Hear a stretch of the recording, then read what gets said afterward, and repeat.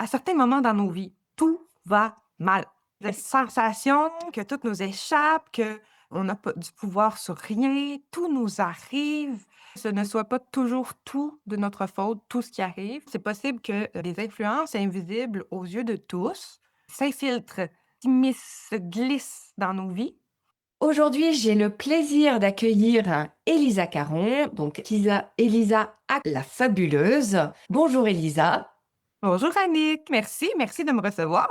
avec grand plaisir. Je suis donc Elisa aka La Fabuleuse, qui est le nom de mon entreprise, mais un peu mon nom de marque. Je suis plein de choses, mais ici, aujourd'hui, mon chapeau est lectrice d'âme. Donc, je prends un temps avec les gens pour faire une espèce de traduction des choses que on sait, mais qu'on sait pas tout à fait.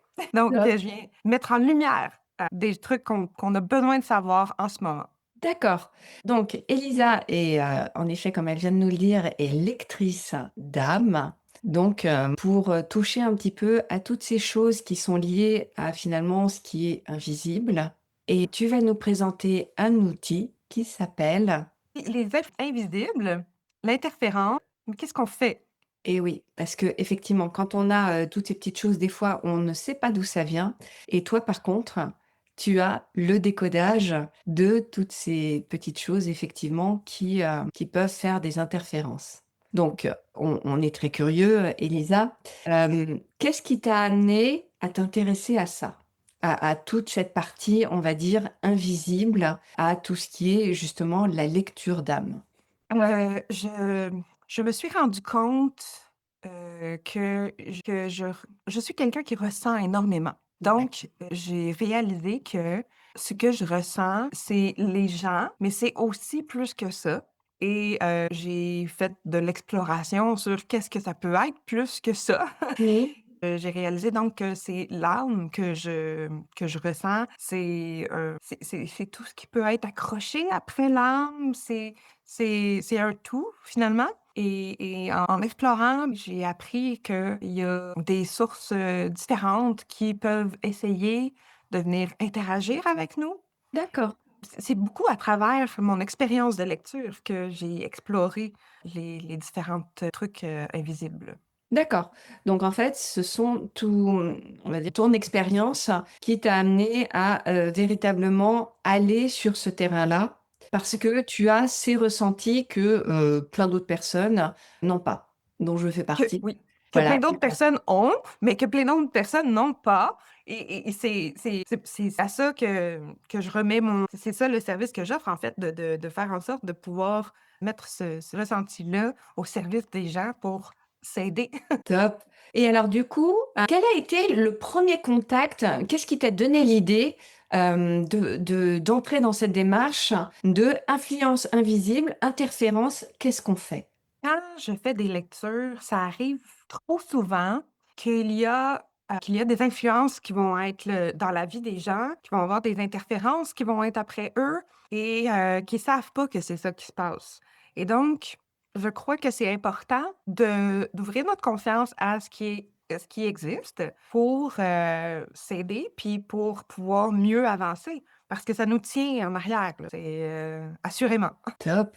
Et alors du coup, comment décrirais-tu cette démarche à quelqu'un qui n'y connaît absolument rien?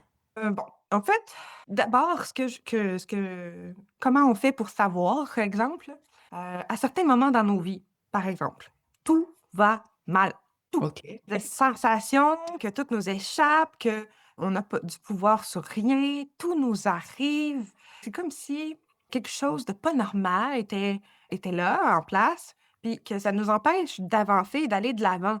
Est-ce que ça t'est déjà arrivé? Mmh, très certainement oui.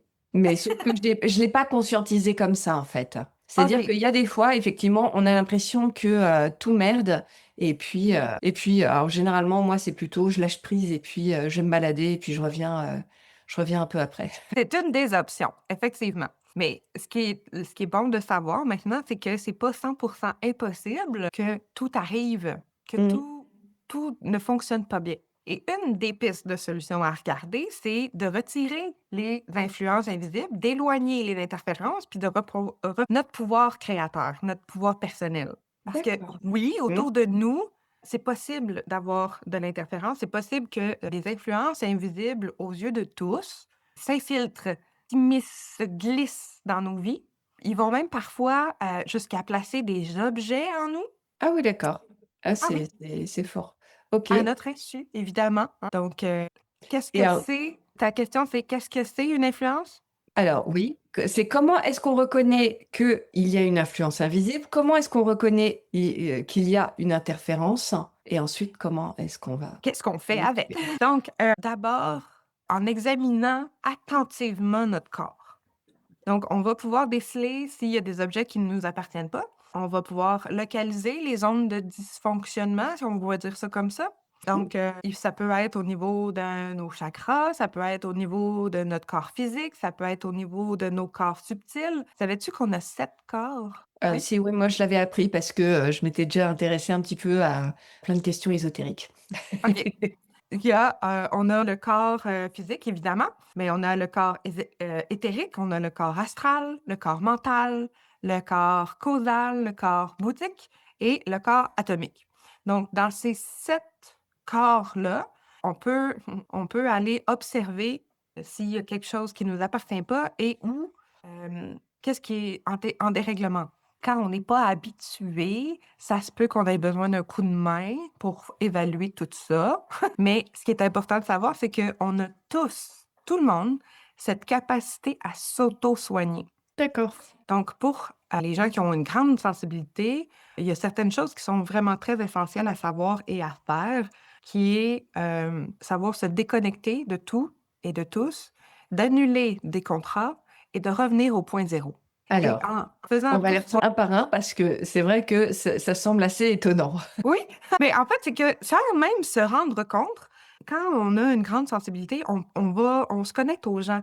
On se connecte même à des choses, D'accord. puis on s'en rend pas nécessairement compte. Donc, est-ce qu'il peut y avoir, de l'interférence avec des gens, avec des choses? Oui. Il y en a partout dans la vie.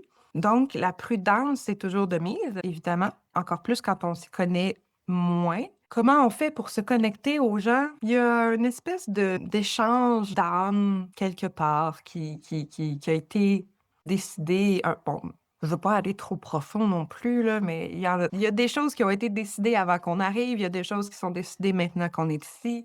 Si je veux pas aller trop loin là-dedans, c'est juste de voir que quand on a une grande sensibilité, on entre en interaction avec les gens à d'autres niveaux et c'est là qu'il faut faire très attention de ne pas absorber les choses des autres, puis de ne pas donner ce qu'on a nous, donc en se protégeant, en se déconnectant. OK. Se déconnecter de tout et de tous, c'est la première chose très, très, très importante. Question de revenir sur soi, de pas OK. rester avec, avec des liens avec les autres constamment. Il faut revenir. Donc, OK. couper. Et alors du coup, comment est-ce qu'on fait ça concrètement? Parce que oui, j'entends, ce sont plein d'influences invisibles, des interférences invisibles, mais de façon concrète, si je me dis: «Tiens, est-ce que éventuellement, même si je ressens pas, si j'ai envie de couper des liens, comment est-ce que je le fais de façon pragmatique?» Donc, d'abord, de se dire soi-même: «Je me déconnecte de tout et de tous». Se le répéter fréquemment, c'est de s'amener dans la conscience de: «Je coupe les liens dont je n'ai pas besoin». OK? OK. Je me déconnecte de tout et de tous. Ensuite, je nommais annuler les contrats. Il y a des contrats d'âme qu'on fait avant, ici, peu importe. Les contrats avec les interférences, parfois, se font de façon sournoise. OK. On accepte, mais on n'accepte pas vraiment. On ne sait pas ce qu'on accepte. Peu importe ce qu'on a accepté, on peut l'annuler. Donc, j'annule tout contrat dans toutes les sphères, sur tous les plans, sur toutes mes lignes de temps. Ceci, on va le nommer le plus souvent possible pour ressentir une certaine légèreté. OK. En répétant cette phrase d'annuler tous les contrats, c'est là qu'on peut observer nos chakras, nos plans, nos corps pour essayer de trouver là où il y a les dysfonctionnements et potentiellement trouver les objets qui ne nous appartiennent pas pour s'en débarrasser. On a toutes, encore une fois, ce pouvoir de s'auto-guérir et de retirer ce qui ne nous appartient pas. Et dernière chose, c'est de se remettre au point zéro. Pour le point zéro, il y a plein de tutoriels sur YouTube très, très, très pratiques. Qu'est-ce que c'est le point zéro? Ben, c'est de revenir à la base. C'est un peu comme faire un reset, de réinitialiser aux paramètres par défaut D'accord. tout ce qui nous appartient. Donc, ces 3 choses-là, je les ai mis dans un petit e-book que vous allez pouvoir consulter, que vous allez avoir, des étapes pour vous guider. Je sais que ça peut avoir l'air beaucoup, mais c'est très simple finalement. C'est vraiment de prendre conscience, de savoir qu'il y a des choses qui existent, que c'est pas impossible que ce ne soit pas toujours tout de notre faute, tout ce qui arrive. Parfois, il y a des choses qui viennent entrer et c'est pas supposé d'être là. C'est une des pistes à explorer quand on va pas bien. Est-ce que ça se peut que ça vienne de l'extérieur? Si tout vient toujours tout de l'extérieur, ça, c'est une autre problématique, là. OK, Ah, c'est un autre sujet. Alors moi, oui, j'aimerais quand même qu'on revienne un petit peu sur ce point zéro parce que j'ai pas très bien compris à quoi ça correspondait. d'accord. Donc le point zéro, c'est, là où revient l'équilibre. D'accord, OK. Donc c'est atteindre un point d'équilibre. Oui, donc c'est de vraiment tout remettre, dans le point zéro qui est une vibration de vraiment de niveau là, d'équilibre, de balance, qui fait en sorte qu'on n'est pas dans le négatif, on n'est pas dans le supra-positif, on est vraiment Dans la dans la neutralité, zone, d'accord. dans la zone, ouais. C'est-à-dire, on a su apprécier autant les aspects positifs d'une expérience que les aspects négatifs. Ce qui fait qu'effectivement, il n'y a pas une euphorie, mais en même temps, il n'y a pas le moral plombé, hein. Et c'est ça qu'on appelle effectivement le point zéro. D'accord, ok, mais c'est très clair. Ok, et alors du coup, ça, comment est-ce qu'on fait pour justement retrouver ce point zéro, hein? Alors, il y a des phrases toutes faites, qu'on peut, se répéter. Un exemple, c'est, «Même si» et là, on nomme quelque chose. «Je choisis d'être» puis là, on met quelque chose de positif avec le point zéro. Donc, je mets quelque chose de concret. «Même si les voisins sont très bruyants chez moi, Ouais. je choisis de vivre dans l'amour et de remettre cette situation avec les voisins au point zéro». D'accord. Mais ça peut fonctionner juste à un certain laps de temps parce que si on a des voisins, extrêmement bruyants, enfin, il y a un moment où on a juste envie d'aller les voir et de leur dire: «Ça suffit» parce qu'on a l'équilibre mental qui suit plus du tout, hein. Effectivement. Non? Non, je Oui. sais du coup, tu vois, moi, j'aurais dit, enfin, je m'étais imaginé et après, c'est toi qui es l'experte, donc c'est toi qui me diras si ça peut se présenter comme ça, mais c'est de trouver, on va dire, les points positifs. Par exemple, si j'ai des voisins bruyants dans la journée, eh bien, ça va m'obliger à aller faire un tour et finalement, c'est pas si mal parce que au moins j'aurais pris l'air. Si maintenant j'ai des voisins qui sont bruyants la nuit, à ce moment-là, c'est plutôt, je vais aller les voir et je vais sortir ma corde diplomatique la plus persuasive qui soit et si j'y arrive, à ce moment-là, c'est positif parce que ça aura f montré, on va dire, une facette, de moi qui n'a pas l'habitude forcément de sortir. Je sais pas, tu vois? Je suis en train de m'imaginer, par rapport à l'exemple que tu proposes. Pour moi, le point zéro n'est pas, quelque part, nier, tu vois, ce qui se passe. C'est-à-dire, je peux pas, à coup d'amour, simplement étouffer factuellement, j'ai quand même des voisins qui peuvent être bruyants. Tout à fait. Par contre, lorsque on veut changer la vibration de la situation, Ouais, on n'a pas besoin d'aller dans des actions extrêmes. d'accord. De choisir la paix, de choisir l'amour, de choisir la joie, les les 3 sentiments les plus élevés en vibration, fait en sorte que cette situation ne prendra pas l'ampleur du négatif qu'on peut lui donner comme attention. Donc notre attention va prendre de l'expansion et donc si on choisit de mettre notre attention sur l'amour dans cette situation-là, Ouais. ils nous font suer les voisins. Évidemment, ça enlève pas ça. Ce que ça enlève, c'est tout ce qui nous génère du bleh. D'accord et alors, par exemple, dans le cas concret où, ils font suer les voisins, mais parce qu'ils font la nouba et ils font énormément de bruit jusqu'à 2 heures du matin alors que, je sais pas, moi, je dois me réveiller, par exemple, à 7 heures du matin et que du coup, j'ai Mmh. que 5 heures de sommeil, à long terme, c'est juste pas viable.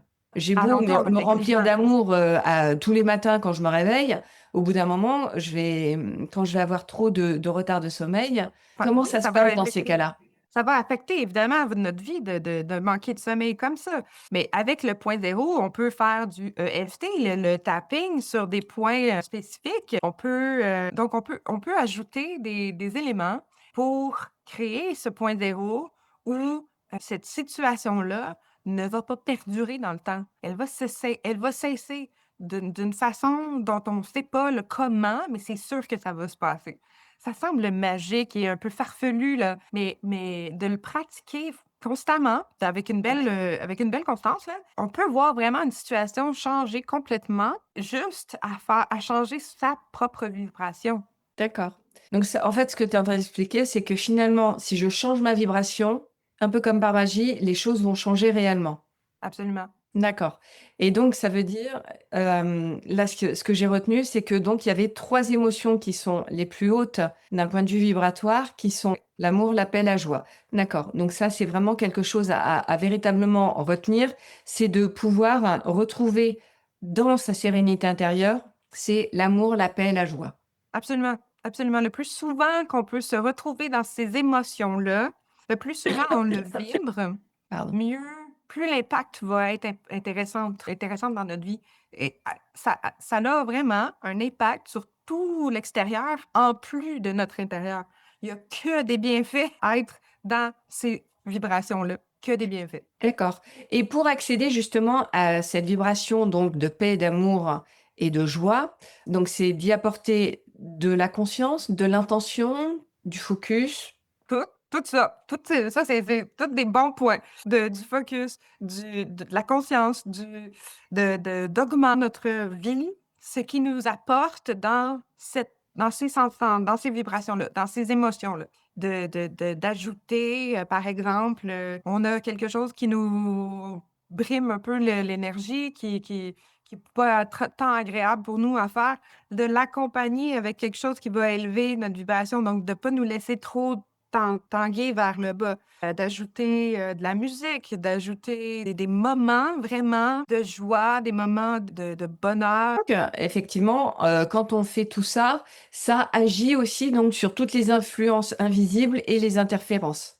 Absolument, puisque eux, leur nourriture, c'est dans les basses fréquences. D'accord, OK, Moins donc on il faut tout donne le de temps, basses fréquences, moins ils sont nourris. OK, Donc donc toujours finalement, si je comprends bien la démarche, il y a une partie, on est sur, couper les liens, rejeter en fait, ce qui se passe, retrouver le point zéro et également en parallèle de ça, véritablement nourrir le fait de, intérieurement, se sentir en paix, en joie et le petit dernier amour. et en amour évidemment et ressentir de l'amour. Évidemment, comment est-ce qu'on l'oublie celui-ci?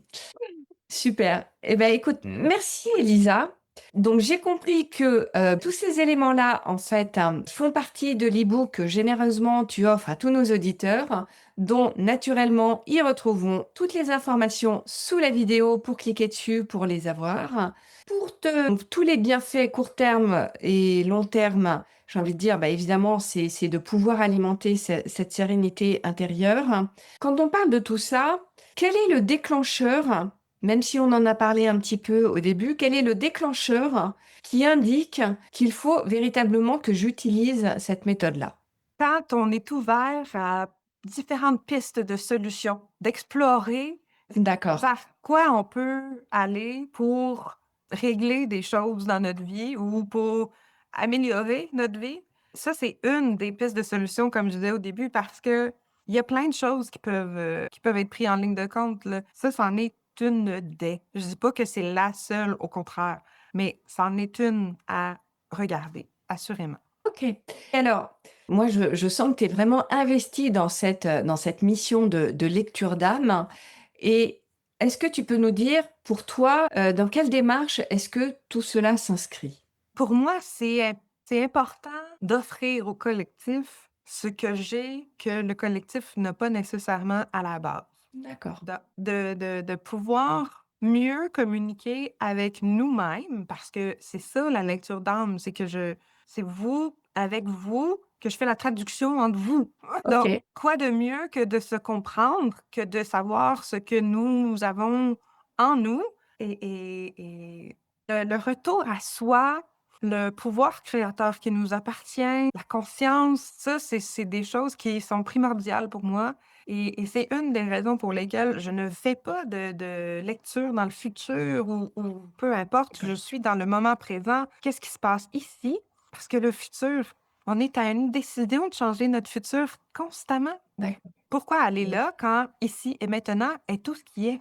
D'accord. Eh bien, écoute, merci beaucoup en tout cas pour toutes ces informations, Elisa. Donc, vous pouvez retrouver Elisa sur Facebook, Instagram, à Elisa aka la fabuleuse. Naturellement, là également, on vous mettra toutes les informations dans la description. Elisa, merci beaucoup. Je te laisse le mot de la fin. Merci, Annick, d'offrir, des moments comme ça à tes auditeurs, puis merci pour cette opportunité, vraiment. Avec grand plaisir. Et donc, quant à nous, on va se retrouver dans une nouvelle vidéo. À très bientôt.